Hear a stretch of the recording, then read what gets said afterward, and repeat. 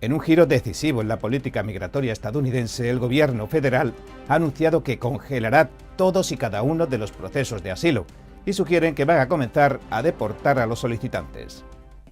¿Deportará a las personas que tengan solicitudes de asilo pendientes, señora secretaria? Lo haremos si corresponde. Sí, vamos a revisar a cada persona que tenga una solicitud de asilo pendiente aquí en este país. La secretaria de Seguridad Nacional, Kristi Noem, parece dispuesta a acelerar las revisiones de los asilados que, a día de hoy, deben presentarse cada año para una comprobación, un proceso de entrevista y una reevaluación.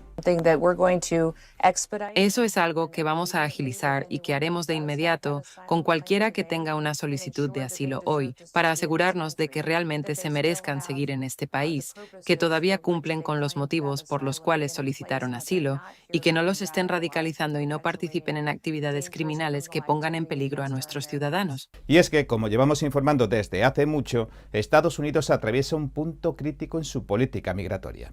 El gobierno de Trump acaba de anunciar la suspensión indefinida de los procesos de asilo y una revisión exhaustiva con el más que posible resultado de deportaciones masivas. ¿Cuánto tiempo planea su administración pausar el asilo en los Estados Unidos? Creo que mucho tiempo. ¿Puede decirnos algo más? No queremos a esa gente. Tenemos ya a bastantes profetas. ¿Es un año? ¿2 años? No queremos a esa gente. Sin límite de tiempo, pero podría pasar mucho. No queremos a esa gente. ¿Lo entiende? Esta pausa se aplica a todas las solicitudes de asilo pendientes y, en paralelo, el Ejecutivo anunció que se aplicará la misma revisión exhaustiva a las residencias permanentes, las llamadas Green Cards. En este caso no serán todas, solo las de los llegados de 19 países como Afganistán, Birmania, el Congo, Cuba y Venezuela. Son personas de diferentes países que no son amigables con nosotros. Son países sin ley ni orden. Países como Somalia, que prácticamente no tienen gobierno, sin militares, sin policía. Todos lo que hacen es andar matándose unos a otros. Luego vienen a nuestro país y nos dicen cómo gobernar nuestro país. No los queremos. Estas dos decisiones se han tomado en el contexto del atentado que perpetró un asilado afgano contra 2 miembros de las fuerzas del orden en pleno corazón de la capital, cerca de la Casa Blanca. Disparó a quemarropa y por sorpresa, causando la muerte de la especialista Sarah Beckstrom e hiriendo de gravedad al sargento Andrew Wolf. Según los informes, el sospechoso de terrorismo, Ramanullah Lakanwal, trabajaba para la CIA en Afganistán, pero llegó al país en uno de los vuelos de la operación de evacuación masiva Alice Welcome, o Bienvenidos Aliados.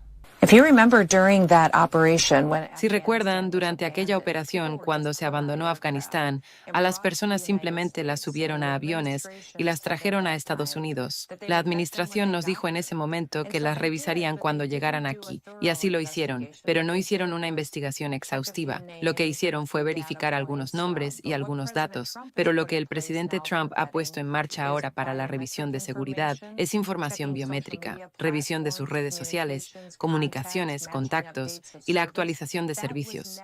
La operación Alice Welcome de la administración Biden permitió la entrada de unos 76.000 afganos tras la caída del gobierno de Kabul en 2021 y la consecuente toma de poder de los talibanes. Noem, la secretaria, criticó el programa. Señaló que algunos de estos individuos representan un peligro para el país y aseguró que el gobierno va a revisar cada caso con lupa para proteger a los estadounidenses. El director de los Servicios de Ciudadanía e Inmigración de Estados Unidos, el USCIS, Joseph Edlow, confirmó que se revisará cada Green Card de forma rigurosa. Escribió esto: USCIS ha detenido todos los veredictos de asilo hasta que podamos garantizar que cada extranjero ha sido evaluado y examinado al mayor grado posible. Ante las quejas de las organizaciones de derechos, la Administración subrayó que no pretenden atacar a comunidades específicas, sino recuperar el control de la seguridad nacional y de los procesos migratorios. También le preguntaron al comandante en jefe si estaría dispuesto a emplear sus poderes presidenciales para acelerar las deportaciones. Quiero decir, sí, tenemos criminales que llegaron a nuestro país y se les concedió la ciudadanía, tal vez porque sobornaron a alguien que no sabía lo que hacía. Si puedo hacerlo, lo haría. No estoy seguro de que pueda, pero le quitaría la ciudadanía si pudiera, por supuesto. Como informamos en profundidad, el presidente Trump anunció la semana pasada, después del atentado a sangre fría en Washington, que suspendería la inmigración desde países del tercer mundo. Y como detallamos punto por punto, que daría marcha a su plan más ambicioso hasta la fecha, la migración en reversa. Significa sacar a la gente que está en nuestro país. Quiero sacarlos. Tenemos mucha gente adentro de nuestro país que no debería estar aquí y entraron a través de Biden. Según el Refugee Council USA, para que un inmigrante pueda pedir asilo en Estados Unidos, el solicitante debe, abro cita, tener miedo de sufrir persecución por su raza, religión, nacionalidad, opinión política o su inclusión en un grupo social particular. Y ahora la Casa Blanca parece dispuesta a hacer que se cumplan las leyes a rajatabla. Trump también prometió, después del atentado a quemarropa, que ya ha costado la vida a una miembro de la Guardia Nacional y ha dejado luchando por su vida a otro, que suspendería todas y cada una de las ayudas y subsidios federales a los que no sean estadounidenses, que le piensa también quitar la ciudadanía a los inmigrantes que perturben la tranquilidad interna de la nación y que deportaría a cualquier extranjero considerado una carga pública, un riesgo para la seguridad o no compatible con la civilización occidental. En definitiva, Estados Unidos atraviesa un momento decisivo en su política migratoria. Seguiremos informando. Las fuerzas militares estadounidenses y sirias han llevado a cabo una operación coordinada en el sur de Siria. Según los informes, destruyeron más de 15 emplazamientos de armas del grupo terrorista ISIS. La operación duró 4 días y el objetivo se logró: evitar que la organización pueda reconstruirse tras su derrota territorial en 2019. Según el Comando Central de Estados Unidos, el CENTCOM, la operación coordinó ataques aéreos y detonaciones terrestres controladas. Destruyeron más de 130 morteros y cohetes, fusiles de asalto, ametralladoras, minas antitanque y materiales para la fabricación de artefactos explosivos caseros. El almirante Brad Cooper calificó la operación de exitosa y aseguró que se mantienen los avances logrados contra ISIS y que también están impidiendo que lancen atentados terroristas en Estados Unidos o en otras regiones del mundo. La última ronda de ataques se suma a otras operaciones recientes. El 12 de noviembre, CENTCOM completó más de 22 operaciones en Siria. Neutralizaron a 5 miembros del ISIS y capturaron a 19 combatientes. Las fuerzas estadounidenses piden ahora que se mantenga la presión sobre el grupo mientras se acelera la repatriación de detenidos y desplazados del noreste de Siria a sus países de origen. Los campamentos de Al-Hol y Al-Rosh, que en su punto álgido albergaban a aproximadamente 70.000 personas, hoy cuentan con menos de 30.000, menos de la mitad. El 10 de noviembre, el presidente Donald Trump se reunió con el presidente sirio Ahmed al-Sharaa. Durante aquel encuentro, Siria acordó sumarse a la coalición global para derrotar a ISIS que se formó en 2014. La componen a día de hoy 89 socios internacionales. Esta coalición no solo realiza operaciones militares en Siria e Irak, sino que también trata de cortarle la financiación al grupo, de impedir el flujo de combatientes extranjeros, de apoyar la estabilización de las áreas liberadas y de contrarrestar la propaganda del propio ISIS. Paralelamente, el Ministerio del Interior sirio acaba de informar sobre operaciones contra células terroristas afiliadas a ISIS cerca de la frontera turca. Incautaron armas pequeñas, cinturones explosivos y dispositivos explosivos caseros. Algunas de estas células han participado en asesinatos de civiles. El gobierno sirio, encabezado por Ahmed al-Sharaa, se formó tras la caída de Bashar al-Assad en diciembre de 2024. Marcó el final de una guerra civil que duró 13 años. Ahmed al-Sharaa dirigía el grupo islamista Hayat Tahrir al-Sham, asociado a Al-Qaeda bajo otro nombre, pero Estados Unidos lo eliminó este año de la lista de organizaciones terroristas extranjeras. La organización había participado en secuestros y asesinatos, según los informes, como el asesinato de 20 aldeanos drusos cerca de la frontera con Turquía en 2015. Las sanciones de la ONU contra el grupo y sus líderes también se han levantado y ahora trabajan conjuntamente con Estados Unidos. Para el CENTCOM, la combinación de las operaciones militares, la colaboración internacional y las iniciativas de repatriación son esenciales. Y según el jefe de operaciones, Cooper, abro cita, repatriar a las poblaciones vulnerables Antes de que se radicalicen, no es solo compasión, sino un golpe decisivo contra la capacidad del ISIS de regenerarse. La coalición continuará vigilante, asegurando que los avances logrados contra el grupo en Siria e Irak sean duraderos y que la amenaza no pueda resurgir ni exportar ataques terroristas. En conclusión, la operación de Estados Unidos y Siria contra ISIS en el sur del país representa un esfuerzo estratégico y coordinado para mantener la seguridad regional y global, con ataques precisos, coordinación internacional y programas de repatriación. La coalición pretende impedir que el grupo terrorista vuelva a amenazar a civiles y países alrededor del mundo. Si usted ha conducido alguna vez por una autopista de cualquier parte del mundo, confía en que cada enorme camión que pasa a su lado, confía en el conductor, en su preparación, en su entrenamiento. Pues bien, esa confianza ha recibido reveses inesperados en los últimos tiempos en Estados Unidos, y el gobierno federal ha reaccionado devolviendo el golpe, mejor dicho, devolviendo 3.000 golpes. Una auditoría del Departamento de Transporte ha descubierto que el 44% de las escuelas que forman a los conductores de los trailers, los camiones más grandes, no cumplen con las reglas federales. El Departamento de Transporte de Estados Unidos ha anunciado que se eliminan simultáneamente 3.000 centros de formación de conductores de tráiler. Los acusan de falsificar datos, de manipular registros y de no cumplir con los requisitos mínimos federales de enseñanza. Lo anunció el secretario de Transporte Sean Duffy este 1 de diciembre. La decisión se desprende de una revisión de cumplimiento que ha realizado la Administración Federal de Seguridad de Autotransportes, la FMCSA. Esta es la encargada de supervisar la seguridad en el transporte por carretera. De acuerdo con la agencia, los 3.000 centros eliminados formaban parte del registro de proveedores de capacitación. Esta es la base de datos federal que identifica a los proveedores autorizados que ofrecen formación de nivel inicial a los que quieren poseer una licencia comercial de conductor, la CDL. Revisaron unas 16.000 escuelas y en ese proceso descubrieron que miles de centros no cumplían con los estándares que fijó la administración anterior.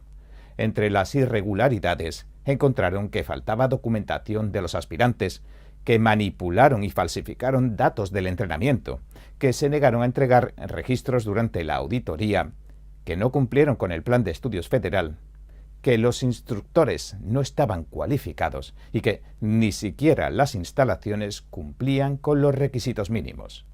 El secretario Duffy declaró que la decisión es parte de una ofensiva federal para cerrar lo que llamó cada eslabón en la cadena de formación ilegal. Aseguró que bajo la administración previa, las irregularidades pudieron jugar con el sistema y que facilitaron que personas sin la preparación adecuada llegaran a tomar el volante de camiones de hasta 80.000 libras de peso.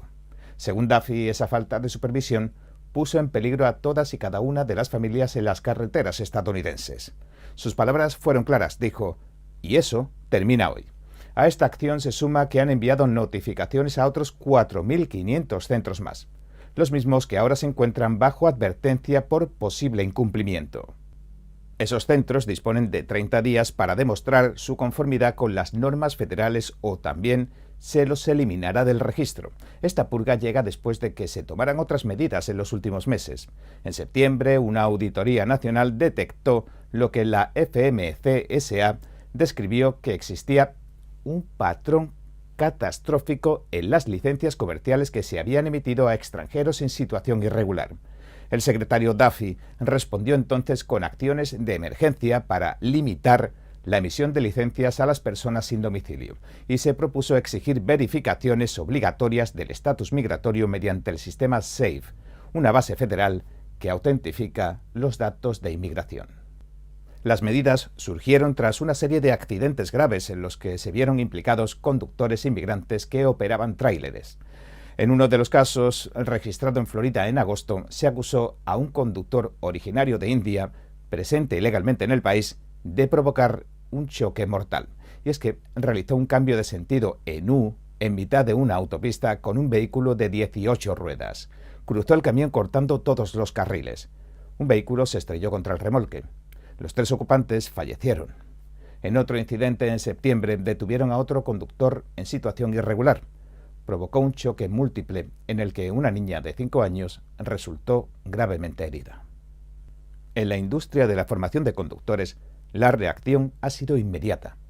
Andrew Polyakov, el director ejecutivo de la Asociación de Formadores de Vehículos Comerciales, un organismo que agrupa 100 escuelas con 400 sedes en Estados Unidos, declaró que muchos de los centros ya eliminados operaban como máquinas expendedoras de licencias. Estos lugares prometían que podían entrenar a los aspirantes en apenas unos días. De acuerdo con Polyakov, esos sitios no preparaban en realidad a los estudiantes para aprobar las pruebas ni para desenvolverse en el trabajo.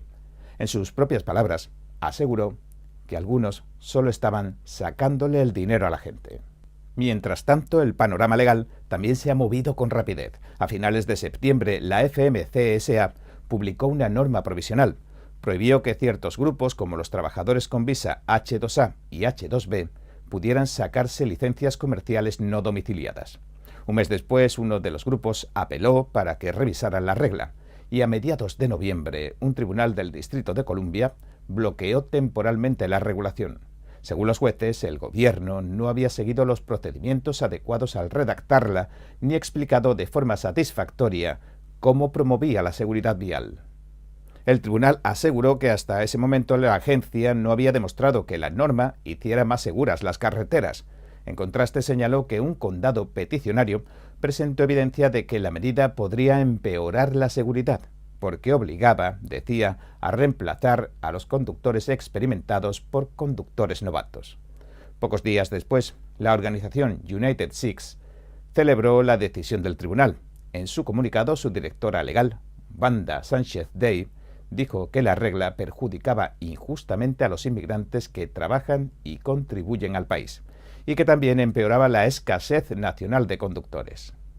Y ahora, en diciembre, el Departamento de Transporte también notificó al estado de Minnesota que debía revocar las licencias comerciales que emitieron ilegalmente a no ciudadanos.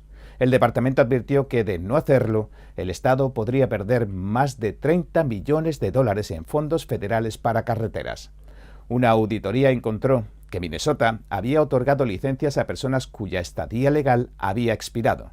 También a individuos que no eran elegibles para obtener una licencia no domiciliada. El secretario Duffy calificó la situación como un comportamiento temerario, dijo, del Estado, y advirtió que la prioridad debía ser la seguridad de los estadounidenses.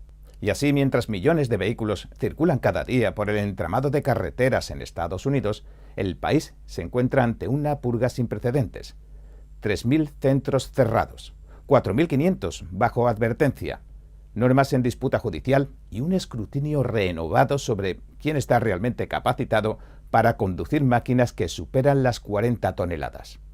Tal vez la reflexión sea esta: la seguridad vial no depende solo de los motores, las llantas o el asfalto, sino de la confianza, algo invisible, que todos depositamos en la preparación de quienes conducen pegados a nosotros. Una confianza que hoy afronta una profunda revisión. ¿Y usted qué opina?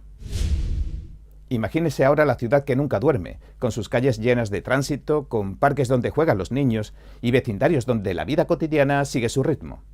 Ahora, imagine que tras las paredes de cárceles estatales hay miles de personas con antecedentes criminales cuyo estatus migratorio ni siquiera es legal. No están legalmente en el país.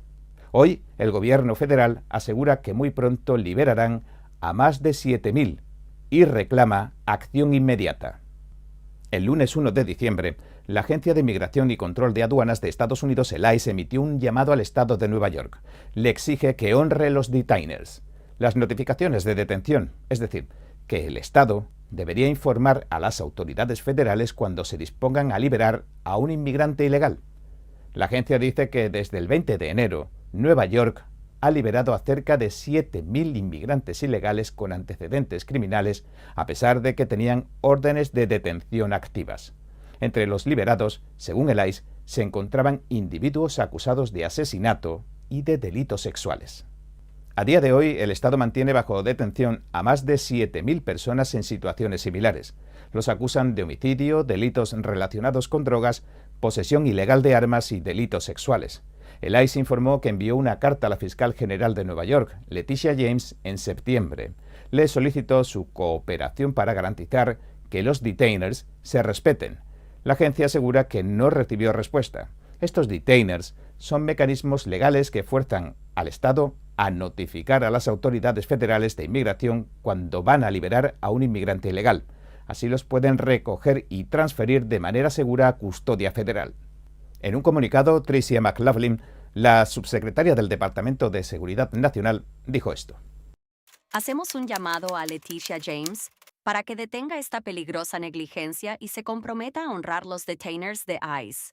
Para los más de 7,000 inmigrantes ilegales con antecedentes criminales bajo custodia en Nueva York, es sentido común. Los criminales no deben ser liberados para poner en riesgo a los ciudadanos inocentes. Este fin de semana se registraron protestas frente a una instalación del ICE en Nueva York. Decenas de manifestantes bloquearon el paso de vehículos federales, gritando consignas como ICE fuera de Nueva York.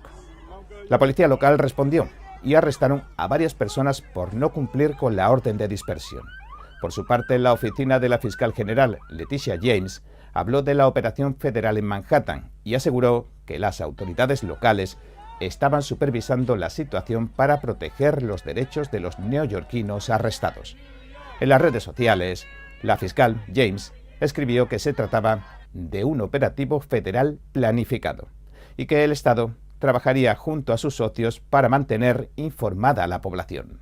La portavoz de la gobernadora Katie Hochul declaró que el Estado estaba colaborando con las fuerzas del orden para cumplir con la ley y proteger a los vecinos, pero recalcó que la intervención federal no era deseada ni necesaria. El debate se centra ahora en el choque entre autoridad federal y autonomía estatal. El ICE argumenta que liberar a criminales ilegales sin transferirlos a custodia federal pone en peligro la seguridad ciudadana. Por el contrario, las autoridades locales subrayan la protección de los derechos civiles y el respeto a la jurisdicción del Estado. En Nueva York, una ciudad de 8 millones de personas, cada decisión tiene un gran impacto sobre la seguridad, la ley y la percepción de justicia.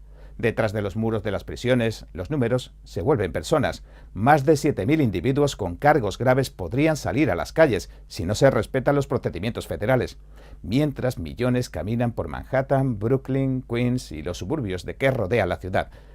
La discusión continúa. La seguridad pública, la legalidad y los derechos individuales convergen en un punto crítico. Esta historia nos recuerda que todo sistema tiende a volverse complejo, pero que detrás de cada cifra, detrás de cada detainer, hay decisiones legales, responsabilidades compartidas y vidas en juego. Una partida que Nueva York y toda la nación contemplan hoy conteniendo la respiración y que definirá, como mínimo en parte, la confianza de los ciudadanos en la justicia y la ley. ¿Y usted qué opina? Bueno, hasta aquí nuestro informe de hoy. Si le gustó, por favor, no olvide darle a me gusta, suscribirse y compartirlo. Gracias por ver En Primera Plana. Nos vemos mañana.